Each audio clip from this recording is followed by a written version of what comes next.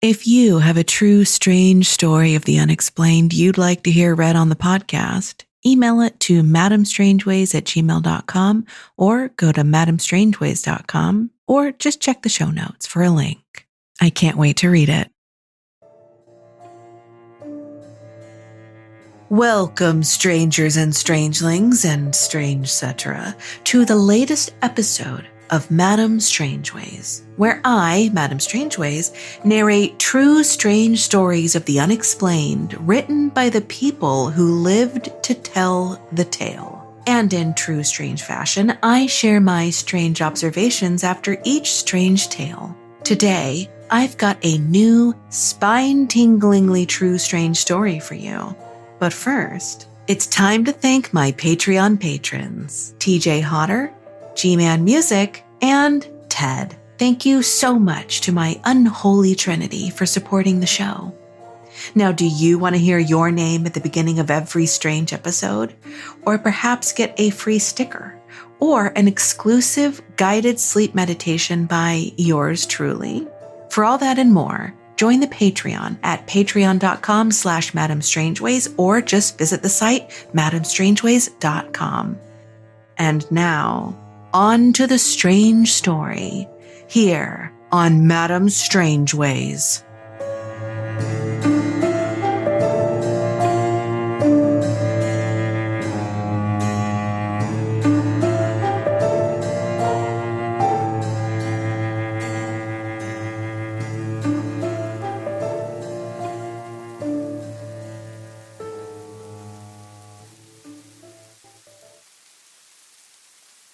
Experience with a Doppelgänger by Ivan X 29. To this day, this story has puzzled me to no end. I should say from the very beginning that I was really young, but I remember this incident vividly because of how scared I felt, and my parents have confirmed some aspects of this story. So, some background. Born and raised in Miami to Honduran parents, so being Hispanic, spiritualism and religion sort of walk hand in hand for some. I grew up in an apartment building with a huge front yard. My mother would let me play outside with our front door open because she could easily keep an eye on me, and the front yard was completely fenced, so I couldn't wander into the street. So on this particular day, I'm playing outside like any other normal day, and I remember that my mom is inside cooking. Like always, our front door is open. And I know for sure that my mom is inside. But that's when I hear it. Someone is calling out to me. I look around and I don't see anyone, so I continue to play. But then I hear it again. Someone trying to get my attention. I look towards the end of our front yard, and behind the fence, I see my mom. She's standing there waving and smiling at me, trying to get me to go to her. I start laughing and running towards her because here I am thinking we were playing a game. As I'm closer to this person, something doesn't feel right.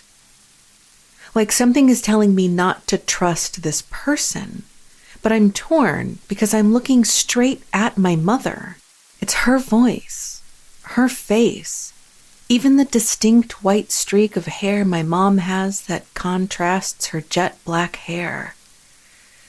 But still, something doesn't feel right. I ask her what she's doing on the other side of the fence, and she tells me that we have to go. That I need to follow her now.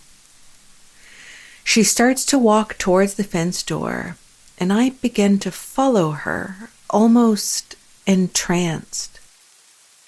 She begins to tell me how much she loves me and that we need to leave together.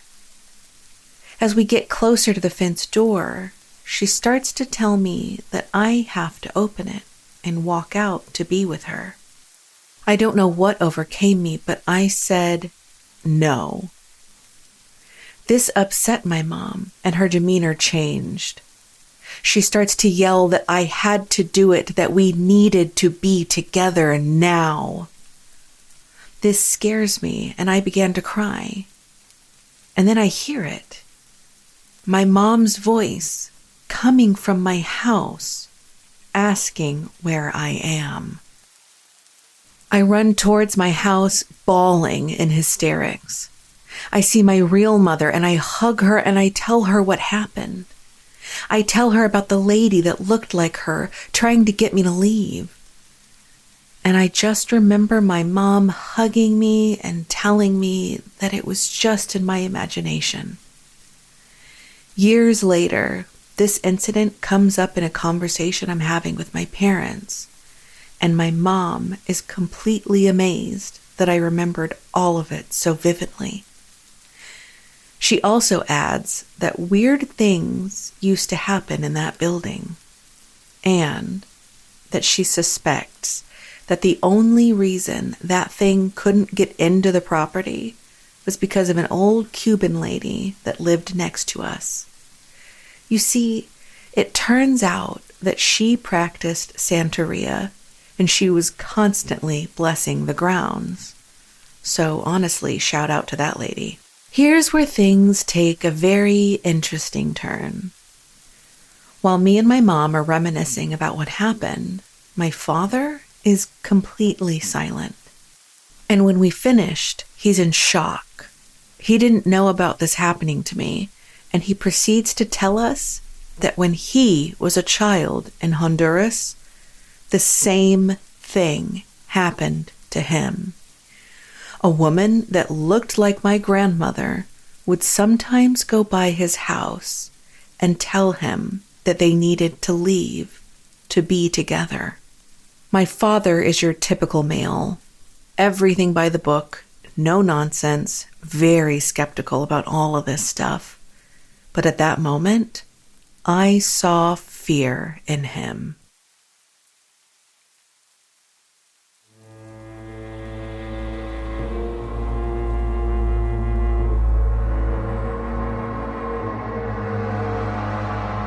When your no-nonsense skeptic dad goes pale hearing a story from your childhood, it's not good.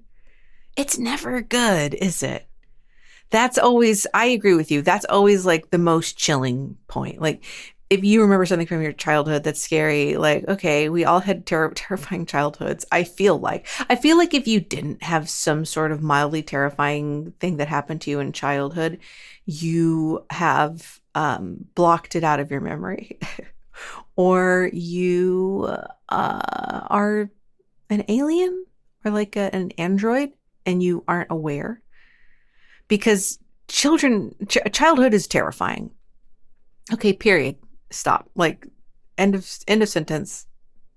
Childhood is terrifying.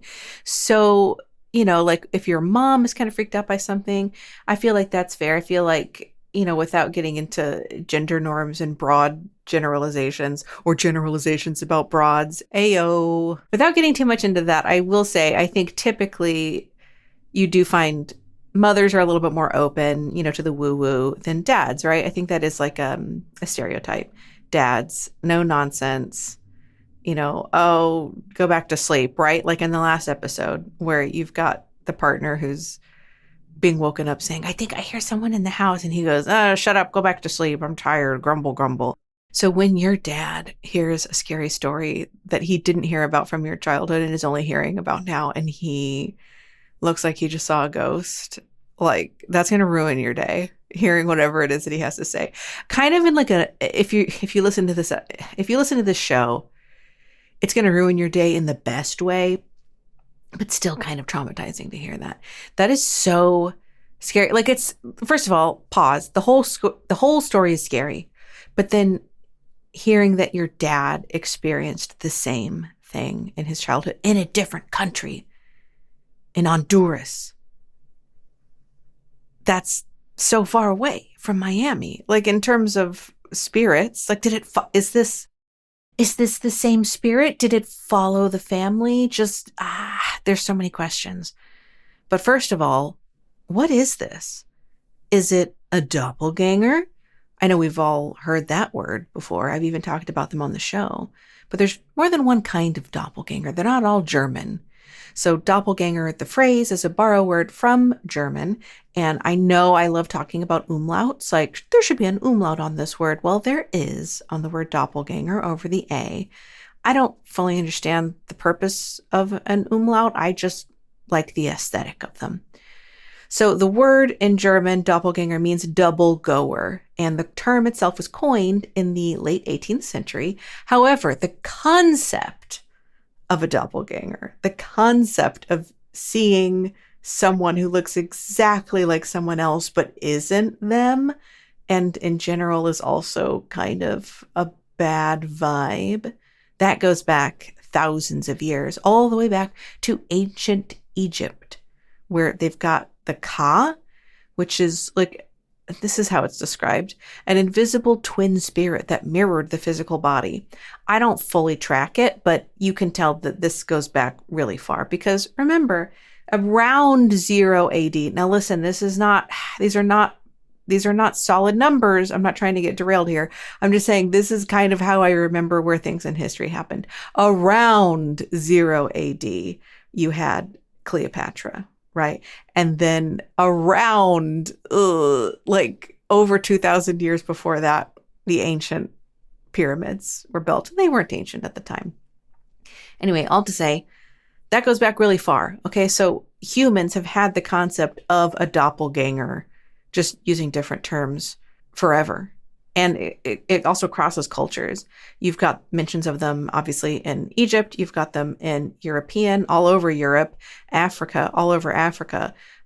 We've even talked about specifically the Norse Vadoga in a previous episode. One of the early episodes, I talked about that type of doppelganger specifically, which is one of the non-malicious doppelgangers. That is someone that appears, well, it's a doppelganger that appears kind of before the real person shows up. So you think you hear someone arrive home, you hear all of the sounds they normally make, you hear the door shut, and then you're like, hey, hello, and they're not home. And then 20 minutes later, they come home and make the exact same sounds. But that was the Vadoga arriving before they did. Anyway, then you've also you've got all these different kinds, and most of them, though, most doppelgangers are generally harbingers of death or doom. They're not good. I've also read, of course, how spiritualism and the rule of 3 is really big, right? So if you see a doppelganger 3 times, it means you or someone else is going to die. That's bad news. Okay. But listen, does that sound like the story that we just heard? Because to me, it doesn't. To me, the concept of a doppelganger is obviously yes, that's in this story because Ivan saw his mom. Ivan, you saw your mom, complete with that white streak of hair. It was her. You know what your mom looks like. Even when you're a kid, you know what your mom looks like.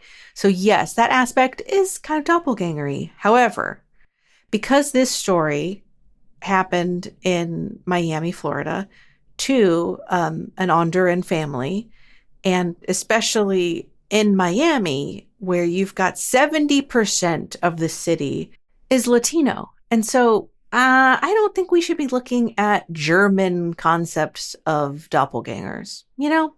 I feel like, let's look at what's going on in South America with regards to doppelgangers. And of course, they're not called doppelgangers there because that's a German word. Although maybe in Argentina. Okay, we're not going to get into it. Let's stay focused. So, y'all, my jaw dropped when I did just a little bit of research into this. Dropped. So I ran across something called La Tunda, who is a shape-shifting entity who resembles a human woman that lures people into forests and keeps them there. Okay, ding, ding, ding. At this point, I'm reading this entry and I'm like, this is it. But hold on, because get a load of this. La Tunda is described as being capable of changing its shape to appear in the form of a loved one, such as in the likeness of a child's mother, to lure its victims into the forest and feed them with shrimp Okay, well, hold on. We're going to let's pause because holy crap. That's exactly what happened. I don't know if there was shrimp involved. Okay, so I shouldn't have read that far. I should have paused for dramatic effect after a child's mother. Because that's crazy. The La Tunda can shapeshift into the likeness of a child's mother to lure its victims. That's crazy. Like jaw on the floor. Like, that's her. That's our girl. That's exactly who Ivan saw is a La Tunda. I guess I would say a La Tunda. Listen, it also just says in English, the Tunda. So we're just going to roll with it. So La Tunda, apparently though, keep this in mind, her shape-shifting abilities are not perfect. So you may think, what, is the nose different? No. La Tunda has a wooden leg, which is in the shape of a monillo, which is a wooden kitchen utensil used to stir hot drinks, such as chocolate or agua panela. Okay, that's really specific and strange. But apparently La Tunda wants to hide that. And so it, wants to make sure that you can't see its wooden spoon leg. But here's the thing. This is what killed me.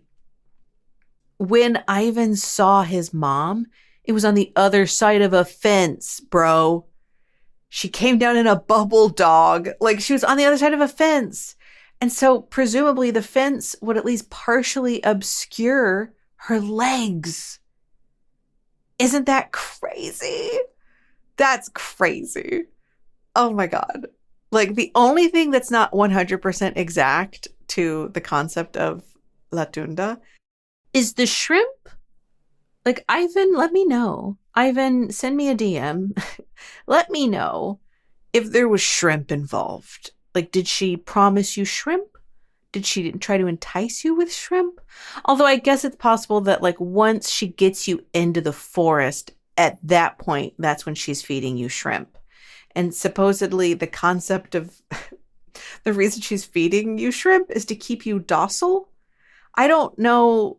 Is shrimp known for making people docile? And also, like, I'm saying docile and I'm like, is it docile? Well, email me at madamestrangeways@gmail.com. Let me know how you pronounce that word. But also, I'm going to just be a 12-year-old boy for a second because it specifies that the shrimp is specifically referred to as camarones penedos. I don't know if I pronounced that right. And I was like, what does that mean? Like, I just kind of want to know what kind of shrimp that is. So I plug it into Google Translate, which is way better than it used to be. But apparently, like La Tunda with its shape-shifting ability, it is also imperfect. Because why did I put in camarones penedos? And it said that the English translation is penised shrimp. Penised shrimp. Yep. That's not the translation. It's actually referring to, like, Pineidae. Like, it's Latin. Like, it's a type of shrimp. It's like tiger prawns. It's like the family of shrimp that involves tiger prawns. So I don't know why it translated like that. But it's just not what I was expecting. So that has nothing to do with it. It's just shrimp or prawns. So honestly, this sounds like a pretty good time.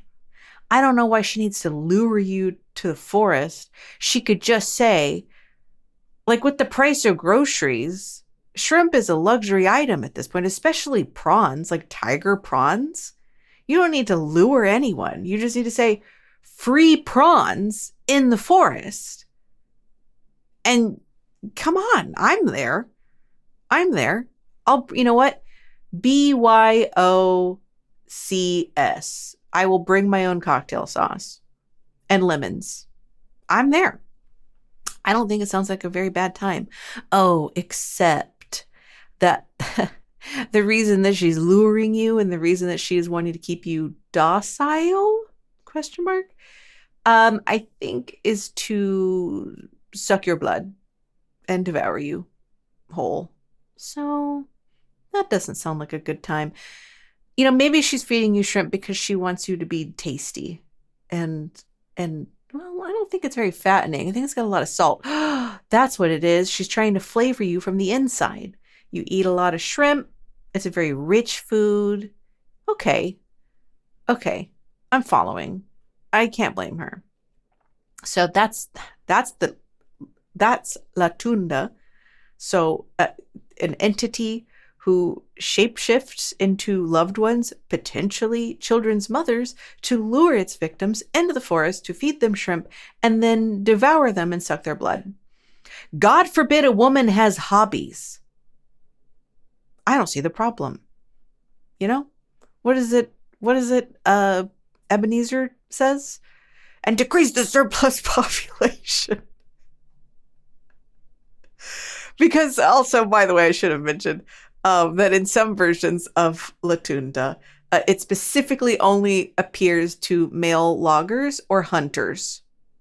And it's like luring them away from a work site or, from their hunting grounds. And it's going to eat them. So, all right, come on, she's branching out. So related to La Tunda I don't think this is it, but I'm going to share it because it's interesting. There's also La Pata Sola, which translates, I think, to single leg. So, what is it? Hold on. Why are there all of these supernatural female entities that either have one leg or they have a wooden leg? What is it with the legs? It's very confusing. So the Patasola, which I don't think this is it because it does not say that it appears in the form of a mom. Well, hold on. Here's what it does say, is that the Patasola appears in the form of this is Wikipedia. The Patasola appears in the form of a beautiful, seductive woman, often in the likeness of a loved one. So hold on. She's trying to lure men away from their companions deep into the jungle, where, of course, she will then reveal her true hideous appearance as a one-legged creature with a ferocious vampire-like lust for human flesh and blood. What is this, Rob Zombie? Who is this irresistible creature who has an insatiable love for the dead? But let's go back to how it says the Patasola appears in the form of a beautiful, seductive woman, often in the likeness of a loved one. What are y'all doing? Don't do that. I just don't know that there should be a comma. The Patasola appears in the form of a beautiful, seductive woman, comma, in the likeness of a loved one. No, stop. There shouldn't be in the same thought. It's either a beautiful, seductive woman, maybe or. Maybe we need an or there. Or the likeness of a loved one. I don't love it. I don't love that. But let's not get hung up on it. Here's the thing. So the Patasola's most notable feature, from which her name derives, is her one leg. Which, by the way, is not just a normal leg. Instead of a foot, she has a cleaved bovine-like hoof. Okay? Oh, okay. Why? But also, she's very quick, and she can get around in the forest really easily. But this is obviously... the Patasola is not what we're dealing with here. Okay? If we had to pin this on some sort of entity, it would have to be La Tunda, right? Come on. So not only did Ivan encounter La Tunda, but Ivan's dad, we're going to call him Ivan Sr., Ivan Sr. also experienced La Tunda in Honduras. Now, okay, La Tunda is apparently specific to Colombia and Ecuador, but I mean, that doesn't mean anything, what? So she can't take a vacation? She can't do an eat, pray, love kind of situation? What? Why? Why not? She's a hardworking woman out here, Come on. She's just trying to keep things fresh. So maybe she takes a little trip over to Honduras and then meet your dad. And then, is it the same La Tunda? Is it the same one? that follows you to Miami and tries to get in, that's creepy. Like it's kind of, I don't know what's scarier. Is that there's enough of these that you've encountered two separate ones, or that it's one that's like haunting your family. And then Ivan, if you ever have a child, you better keep an eye on that kid. You got to tell that kid this story. Go ahead. Tell him from an early age. If you see someone who looks like your mom, it's probably not your mom. How do you prepare them for this without traumatizing them? So I don't know. Let's think about it. There's got to be some. I guess you just tell the story. I guess that's the point of telling these stories, right? Is to keep people in line. So I don't know. We got to figure out how to warn your future children should you ever choose to have children, because doesn't sound good. Doesn't sound like a fun time. Now, your neighbor, the one that was from Cuba who practiced Santeria. Now, if you know me, if you've been here for a previous episode, you probably know that I have a problem with having to sing song lyrics as soon as I hear a word that reminds me of a song, even if it's not actually the word from the song. So let me tell you, ever since reading this story out loud and then having to revisit the story, I have had, I don't practice Santeria. I ain't got no crystal ball, but I do have a crystal ball because that's my whole thing, is that I use a crystal ball in order to see to the mysteries of the ether and beyond the veil. So I guess it doesn't really fit, but it's been in my head. So I don't practice Santeria. Now, if you're curious, what is Santeria? So Santeria is incredibly complex and there's a lot of stuff, a lot of moving parts. I am not an expert. However, I believe it's incredibly important to acknowledge Santeria's rich history and cultural significance, especially because it is often misunderstood and also kind of villainized as well. That's a conversation for another day.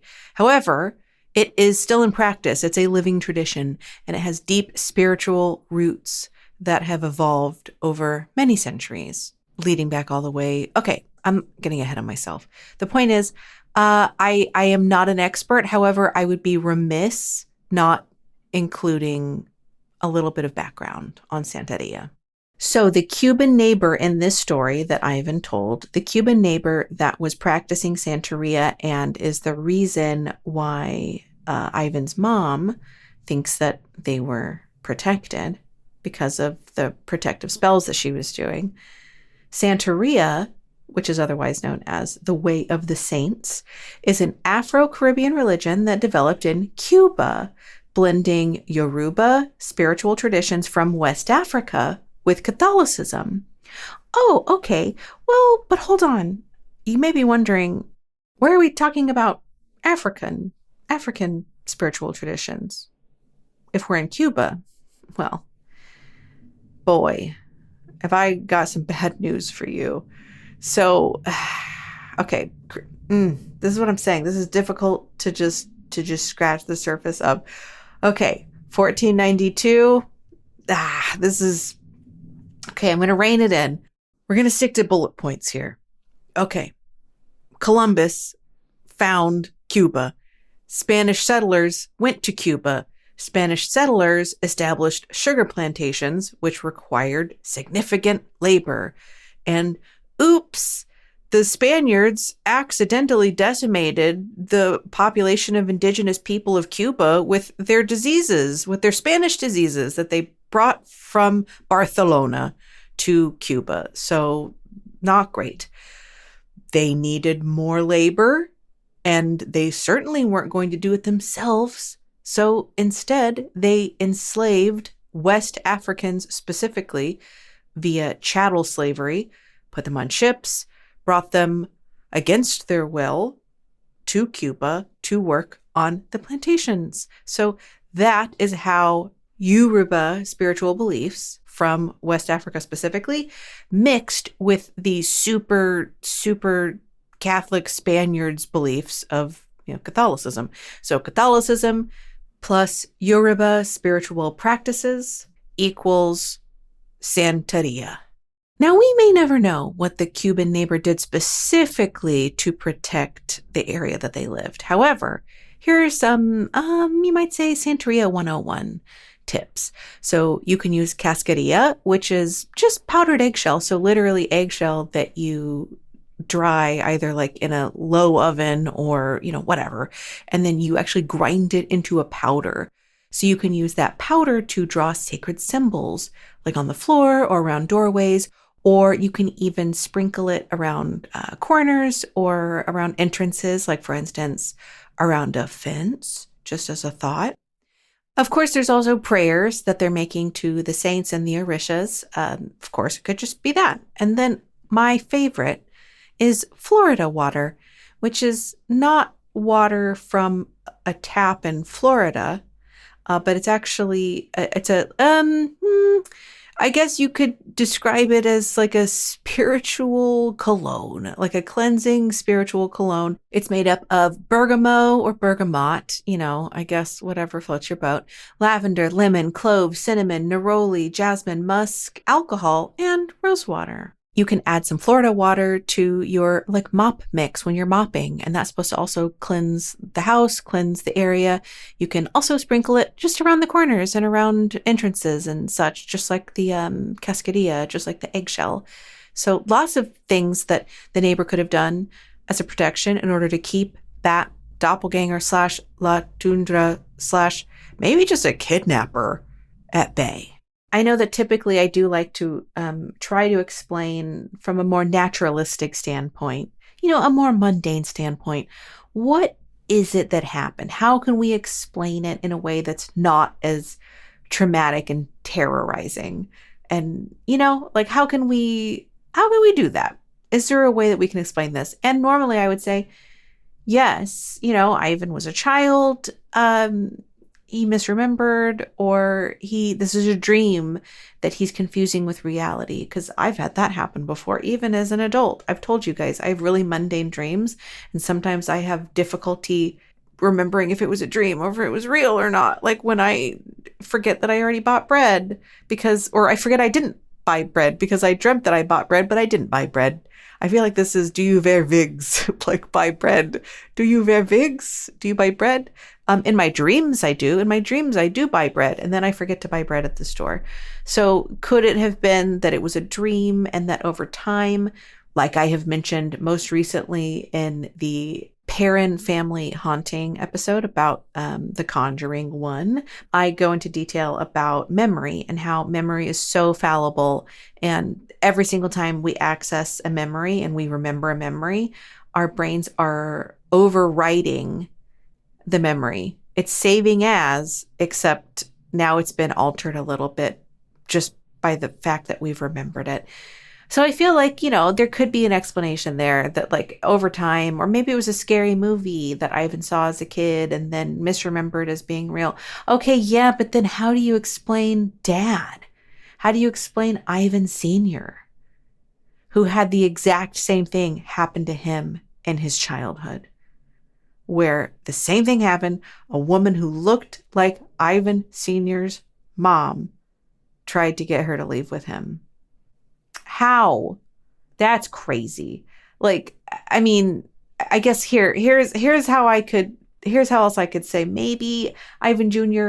heard that story being told at some point and kind of remembered it and then thought it was his own story. Maybe, but it doesn't sound like the dad shares that story. In fact, the dad may have never shared that story with anyone, because if I know anything about dads with repressed emotions and, the slight emotional constipation, let's just say, if I know anything about that, and I do, if that's not clear, I bet Dad never talked about that before. And so Ivan would have never heard that story in the first place. So here's what I'm going to say. It's mysterious. That is mysterious. I truly don't know how to explain it in a way that doesn't involve jumping to a bunch of other conclusions. Or it was La Tunda following your family over the years. And like I said, you better watch out for your future kids. Keep them aware. And maybe look into Santeria. Maybe do a little bit of dabbling in Santeria, just a little bit, just to be safe.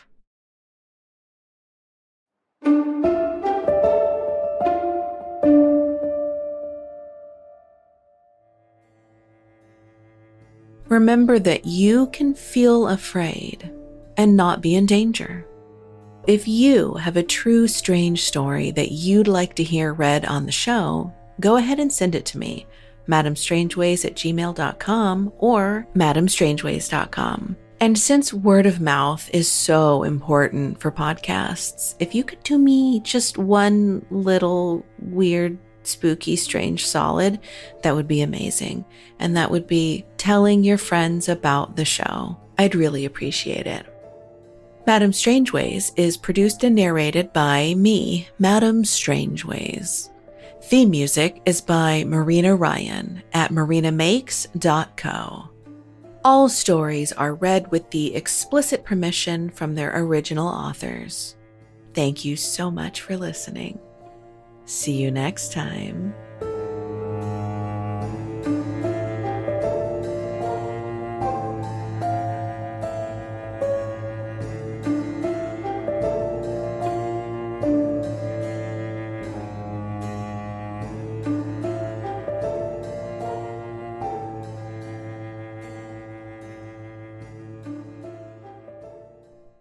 According to Javier Ocampo Lopez, when pleased, the patasola climbs to the top of a tree or mountain and sings the following song, sung to the tune of One Hand in My Pocket. I'm more than a siren. I live alone in the world, and no one can resist me, baby, because I'm a patasola. On the road, at home, on the mountain, and in the river, and in the air, and in the clouds, and all that exists is mine, mine, mine. 'Cause I got one leg and one boobie. And the other hand is luring men from their hunting grounds.